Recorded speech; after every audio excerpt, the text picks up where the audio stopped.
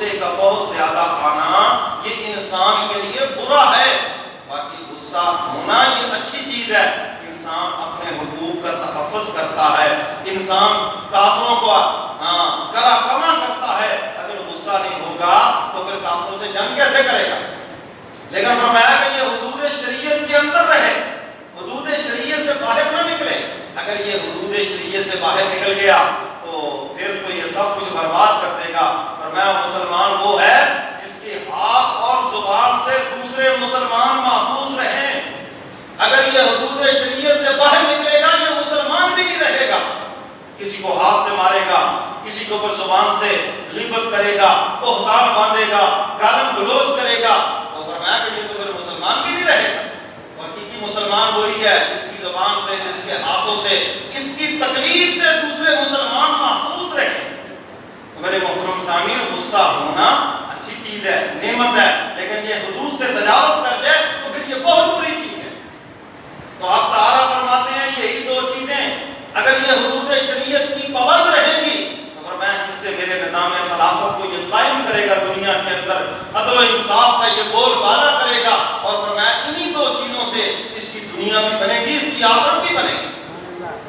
تو پہلی چیز کیا ہوئی؟ غصے کے اوپر کنٹرول کرنا, غصے کے اوپر. اور یہ بھی آپ کو بتا دیا یہ کنٹرول ہوگا کسی صحیح اللہ والے کی صحبت سے. جب اس کے پاس جاؤ گے, بار بار بتاؤ گے مجھے اتنا غصہ آتا ہے, بار بار یہ چیز ذکر ہوگی اور پھر اس کا وہ علاج بتائے گا تو انشاءاللہ غصہ کنٹرول ہوگا. ورنہ چھوٹی سی بات ہوگی, صاحب بہادر اپنے سے باہر ہوگا, گالم گلوچ دے گا, ملازموں کو ماں بہن کی گالیاں دے گا, اولاد کو بھی گالیاں دے گا, شاگرد کو بھی گالیاں دے گا, ماتحت کے اوپر بھی غصہ کرے گا.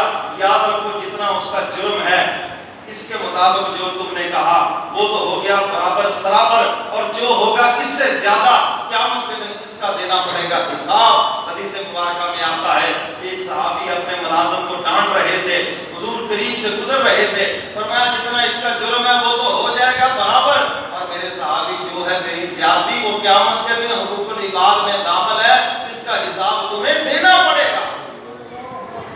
آپ نے فوراً اس غلام کو یہ یاد کر دیا.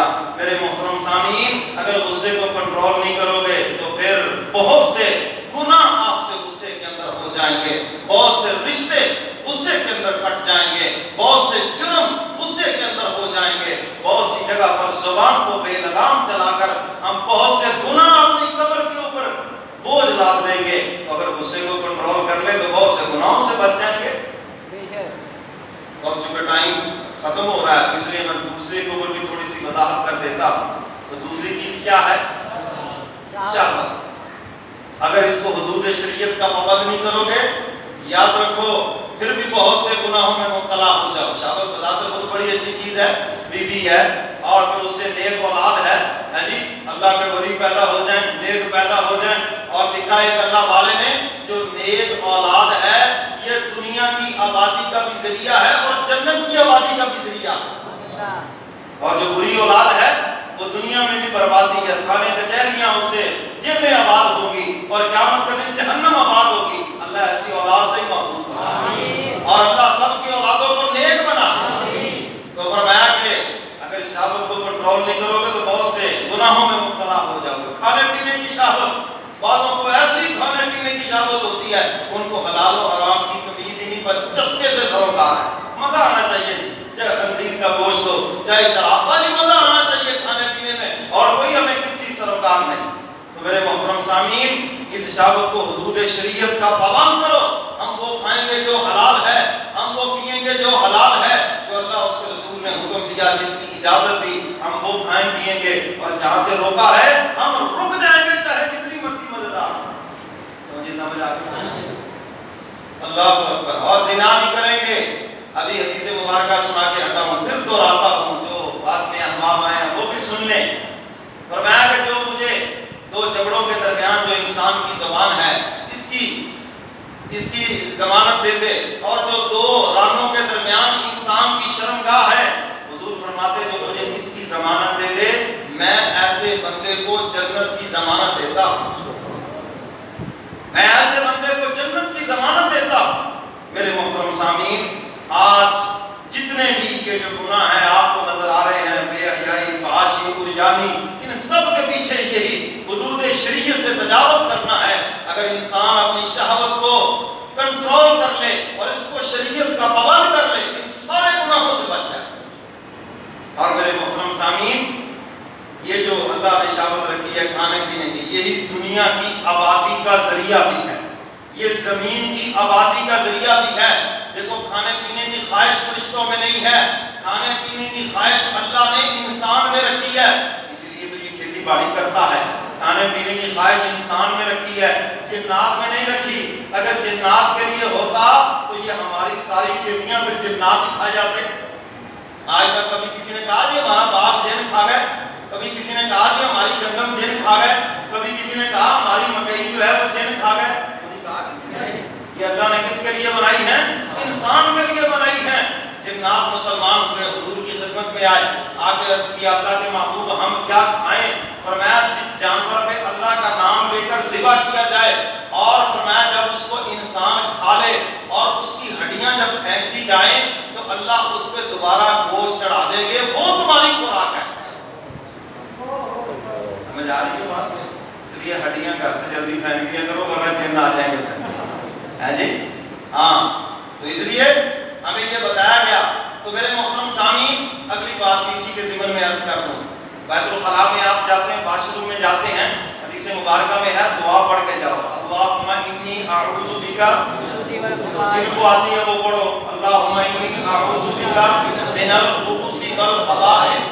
یہ باتھ روم سے باہر پڑھنی ہے، دروازے سے باہر پڑھنی ہے، پھر بایاں پاؤں اندر داخل کرنا ہے اور پھر جا کر فرش کے اوپر بیٹھنا ہے۔ میری طرف دیکھو، یہ دایاں ہاتھ آپ کی یہاں پیشانی پہ ہو، یہ جو بایاں ہاتھ ہے یہ آپ کے پیٹ کے اوپر ہو، بائیں ران پہ تھوڑا سا وزن دے کر، ہاں، یہ حضور کی سنت طریقہ ہے، اور اس سے جو وہ جنات ہیں ڈر کے دور بھاگ جاتے ہیں۔ یہ تو نبی کا غلام بن کے بیٹھا ہے، اس کا روب پڑتا ہے۔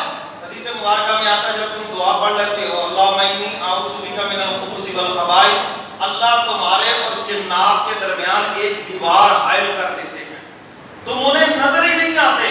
اور اگر تم یہ دعا نہیں پڑھتے تو یہ جو تمہارے بیت الخلاء ہیں یہ جنات کا گھر ہے، تو جب ان کے گھر کو تم گندا کرتے ہو تو فرمایا جنات کی بیماری سب سے زیادہ بیت الخلاء سے لگتی ہے۔ سن رہے ہو بات؟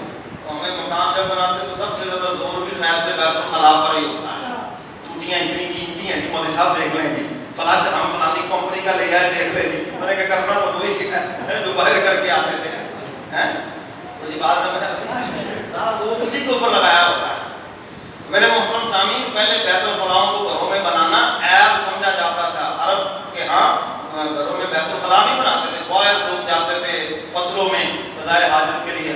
جی یہ ہمارے بچپن میں بھی یہی طریقہ تھا، اب تو کہ جدت آ گئی، جدت ماڈرن جدید ہو گئے ہیں، تو اب کمروں کے اندر ہی بیت الخلاء، ساری غلاظت اندر ہی رہے اس کے اندر۔ ایسے ہم فیشن کے دل دادا ہوئے، اس لیے اتنی بیماریاں لگی ہوئی ہیں جی، نوجوان بھی بیمار، بوڑھے بھی بیمار، اور ابھی بھی کہتے کلو پاکستانی مریض ہے، جس کو دیکھو وہ مریض ہی مریض ہے۔ تو خیر میں یہ عرض کر رہا تھا کہ واش روم میں جاؤ تو یہ دعا پڑھ کے جاؤ، اور یہ مصنون طریقہ بھی آپ کو بتایا ہے۔ تو فرمایا حدیث مبارکہ میں آتا ہے جب تم دعا پڑھ کے بیت الخلاء میں نہیں جاتے، جنات تمہاری شرمگاہ سے چھیڑ چھاڑ کرتے ہیں۔ اور اس حدیث کی تشریح کے اندر محدثین کرام فرماتے ہیں کہ جنات جادو کے ذریعے تمہاری شرمگاہ کے اوپر بند لگاتے ہیں، اور اتنی شہوت آتی ہے انسان پھر حرام کے کام کیے بغیر رہ ہی نہیں سکتا۔ اس لیے جب واش روم میں جانا ہے تو یہ دعا پڑھ کے جانا ہے، اور جب وہاں سے نکلنا ہے پھر بھی دعا پڑھنی۔ کیا پڑھیے پڑھیے، ایسے تو ہمارے موٹے مولوی مسیح ہلنے نہیں دیتے، ہم سناؤ نا دعا۔ باہر سے نکلنے کی دعا کیا؟ واش روم سے الحمدللہ الذی اذھب عنی العذاب عافانی، یہ یاد کرنے کی باتیں ہیں۔ تو فرمایا کہ اللہ کا شکر ادا کرو جس نے اس تکلیف سے ہمیں رفع کیا، تکلیف سے ہماری جان چھڑائی۔ تو قبض کی بیماری، یہ بیماریاں بھی اللہ دور فرما دیتے ہیں ان دعاؤں کی برکت سے۔ تو فرمایا کہ یہ بیت الخلاء سے جنات کی بیماری لگتی ہے، اگر تم بچوں کو دعا یاد کرا دو، باہر سے پڑھ کر جاؤ تو انشاءاللہ کبھی ان کو جادو ٹونے کی یہ بیماری کبھی نہیں لگے گی ان کو انشاءاللہ۔ تو میرے محترم سامعین، بات تو نکل گئی، میں یہ عرض کر رہا تھا کہ یہ جو شہوت